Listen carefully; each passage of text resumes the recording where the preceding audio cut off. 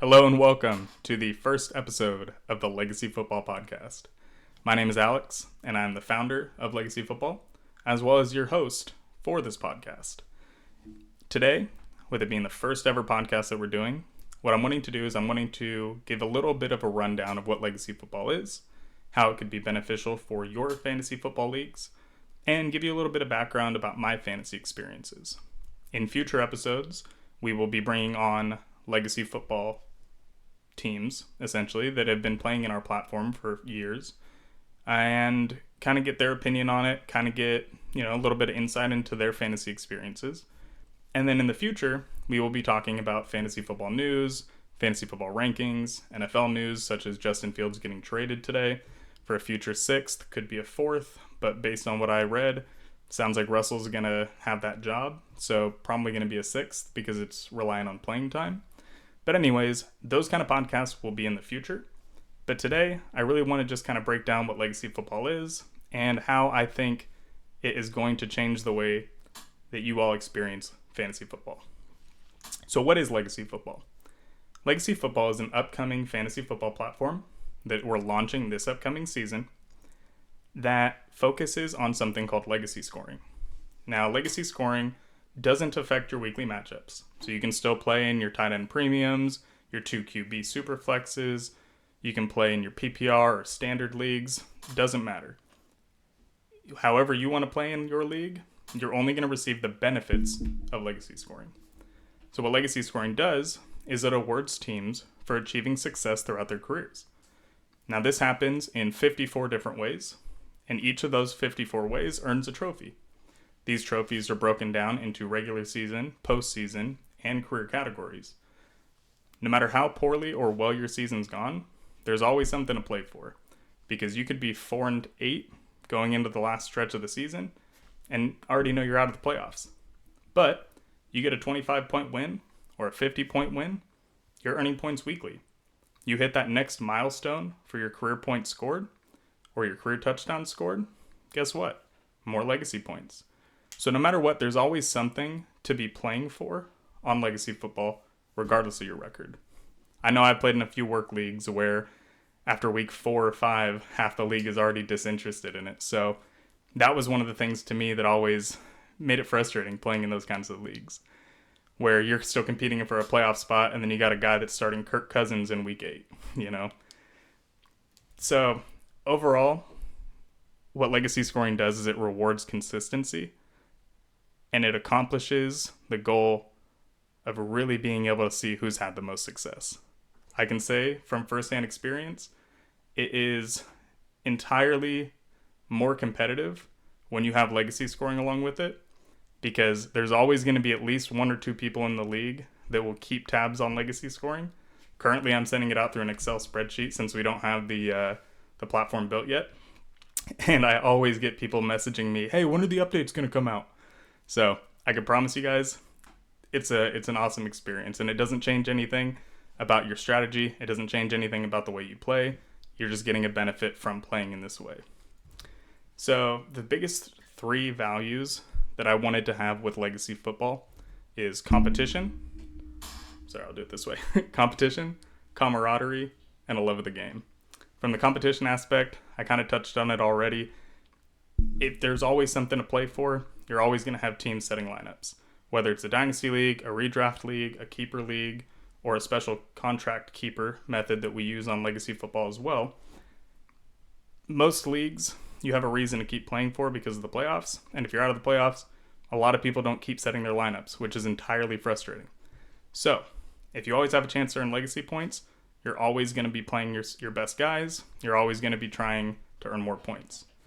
When it comes to camaraderie, if you've already built your legacy, there's a great chance that you're going to keep playing in that same league because you don't want to lose out on everything that you've built. What's awesome about that is you're not always changing up rosters. You're not always changing up team owners. I know I've commissioned leagues for the better part of the last 15 years, and it's extremely difficult when somebody, out of the blue says, hey man, I'm just in 6 leagues already. I can't keep playing. So having a legacy league like this, what I can say is that when we've had to get rid of people, it has been a much bigger headache than it has been to find somebody for it. So that's, I guess, kind of what I mean by camaraderie and a love of the game. When it comes to the love of the game, you're adding an extra layer of dimension to it. You're making it more exciting. You're giving people another reason to keep as invested as possible.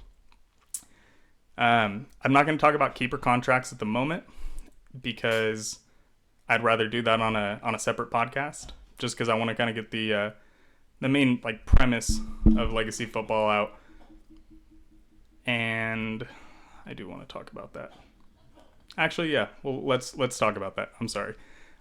So what keeper contracts are is it's a blend between redraft and dynasty fundamentals.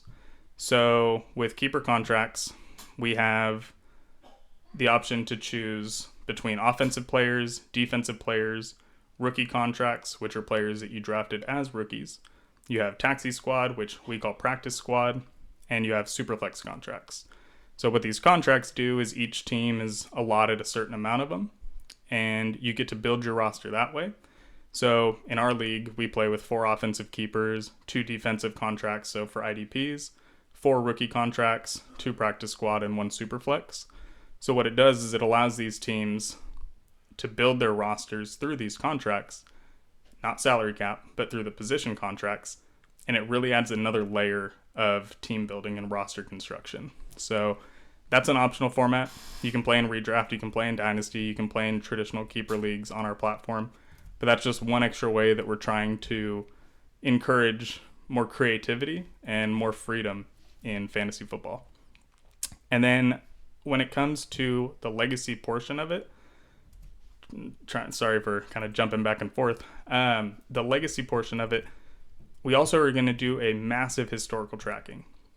Because your legacy is what you're building on our platform, we want it to be so ingrained in the culture of your fantasy league to look at the record book, to see who's had the top 5 scoring performances, or who has the best overall record in regular season history, or who has scored the most career points, or the most career touchdowns, who has the most division championships, who has the most league championships. Those are things that we want to be able to track and display in the record book section, and we have that for both your individual team as well as the league as a whole, broken down into regular season, postseason, and career categories. Each team also has a front office page going back to the legacy and the history of your team. All of those legacy trophies each have their own trophy that you will be able to earn. So there's 54 trophies in total, broken down into those 3 categories that you will be able to see on each and every one of your team pages. Whether it's your team or your friend's team, you'll see it on there. We also have a Ring of Honor section, which will categorize the top 5 highest scorers in your franchise's history. So kind of like a Ring of Honor system like the NFL uses, it'll have that historically tracked for your fantasy teams. So that's kind of the basis of the Legacy Football platform itself. We're still in development right now. We are expected to launch this upcoming season, and when it comes to the platform updates, I will be providing updates as we get closer. Once the platform looks like it's going to. Currently it has a lot of filler text and such, so I don't want to display those just yet. But once it is actually up and running, I will be showing you guys what it looks like and kind of giving you guys a walkthrough on that. But for the time being, just know that it's in good hands, and we have an award-winning development team building it for us. Couldn't be more excited. So sign up at legacyfootball.com for email updates, or follow us on Twitter and our YouTube channel at Draft Your Legacy, or follow me personally at my Twitter handle right there, and you will be able to see updates as we get closer. So a little bit about me, because I'm going to be asking all of the people that are going to be on the show these same questions, so I feel like it's only fair that I also answer these questions. So I began playing fantasy football in 2011. I still remember my first ever draft pick was Ray Rice. I got him in the 2nd overall that year. I felt hooked after that. I think I was always somebody that played Madden growing up, and I still do, even though it's so frustrating. But I loved being able to do the whole team construction, really getting to draft the guys that you like watching and really be able to feel like you're more invested into the game in real life. So as soon as I played for the first year, I was hooked after that. I don't think I've played in less than 4 leagues ever since really starting that. I typically play in somewhere between 3 and 8, so a lot of fun. I mix it up though. I do redraft, I do dynasty, I do keeper. But yeah, so I started in 2011. We launched the first legacy football league in 2015 called the League of Beer and Spirits. You'll see a lot of people from this podcast have also played in it, either from the start or came in at some point. For the record, my team name is Old Fashioned Ass Whoopin'. All of our team names are based on either alcohol or beer, the League of Beer and Spirits, so they're the conferences. You guys will probably hear a little bit more about that as we really get going into the podcast series. And I am the current leader in legacy points in that league. So first time ever, super excited about it. Lost in the title game this year, so that was tough. But consolation prize, number 1 in legacy, number 2 in the standings. So my first NFL memory. I'm a Raider fan, and I don't know if it was the first memory I ever had when it came to watching football, but I know it was the first one that really stuck with me, was the tuck rule. I was about 9 years old. I remember Charles Woodson has always been my favorite Raider, always will be. And I just remember feeling so jaded after that. Then the next year we go to the Super Bowl and get our ass kicked by Tampa, so that wasn't fun. And then, John Gruden got traded, or I guess that was actually before the Super Bowl, but you know what I mean. So long story short, that was probably the first NFL memory I can really recall. But onto a good memory, my best fantasy football memory. I was in a work league and I had won back-to-back championships, and I was going to my 3rd championship with the team name. I always picked a team name based on my first round pick that year, and I took Najee. So I named my team Menage a Trois. So I was playing in the championship game, and I was down 22 points going into the Monday night game, with the only player left on either side being Najee Harris. And Najee scored 28 points for me that game, and I got my 3-peat with the team name Menage a Trois. So I was super excited about that. I can say that is by far and away my favorite fantasy football memory. My worst fantasy football memory, however, was the first year of the LBS League, the League of Beer and Spirits, that created legacy football essentially. And I started out 0-6, rallied back, made a ton of trades, got to 6-7, squeaked into the playoffs. Won my first game, won my second game, playing in the championship game on my birthday. I'm leading up until the very end of the game. And I don't remember who Jacksonville was playing, but I remember the team I was playing against sent me a text and said, "Hey man, congratulations, you did one hell of a job this year." And I've never been one to count my chickens early, so I was literally about to text him back and say, "Hey man, it's never over until it's actually over." And before I can even hit send, I'm watching Red Zone, and I see Blake Bortles throw a garbage time touchdown to Allen Robinson for 80 yards. I lost that championship game by 6 points because of Allen Robinson scoring a 14-point play in a meaningless situation. So, by far and away, least favorite fantasy football memory.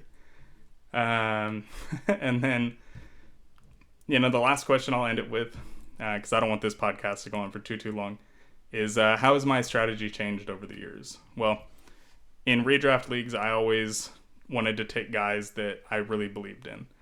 And as you start playing from 8-man to 10-man to 12-man to 14-man leagues, what I've realized is when there's more people in there, you can't reach on guys that you really like.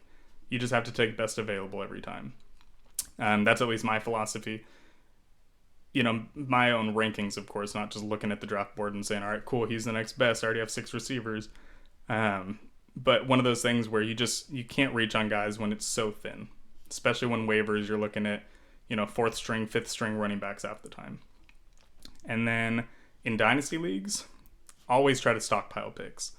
If it's a guy that you think can contribute long-term, hold on to them. Don't just sell them for pennies. But if you can be aggressive on the trade market, those picks, long term, have so much value in them because when it gets to draft season, everybody's trying to trade for picks. Everybody's willing to trade picks away during the season because it doesn't benefit them right now. So I always try to gobble those picks up. As soon as the draft is getting closer, everybody wants to start moving up the draft board. They see where guys are going. They see where, there's a trade opportunity. And I just think that even if you don't ever make the draft pick, having those draft picks is infinitely more valuable than a rotational piece on your team that you're probably never going to start and hope to never actually have to start. So yeah, that was first episode of the podcast. I promise that I will get better at this as well as we get more comfortable. But I appreciate you guys all stopping by and listening to this. Please do me a favor, like, subscribe, and follow us on Twitter and YouTube. Our accounts are Draft Your Legacy, and my personal Twitter account is obviously right on the screen there. We will be at the Fantasy Football Expo in Canton, Ohio this upcoming August 9th to the 11th. So if you're going to be out there, definitely stop by our booth. We'll be doing a product demo, and we will actually in the future be giving away some tickets to that expo. So please like and subscribe if you're interested in doing that. There are definitely going to be some giveaways in the future. And then, if anybody has any questions on Legacy Football, either go to legacyfootball.com or please feel free to reach out to me directly. I am extremely passionate about this, so anybody that has any questions, I am more than happy to let you all know and have that personal connection and personal time. As always, beat your rivals and build your legacy. Thank you guys.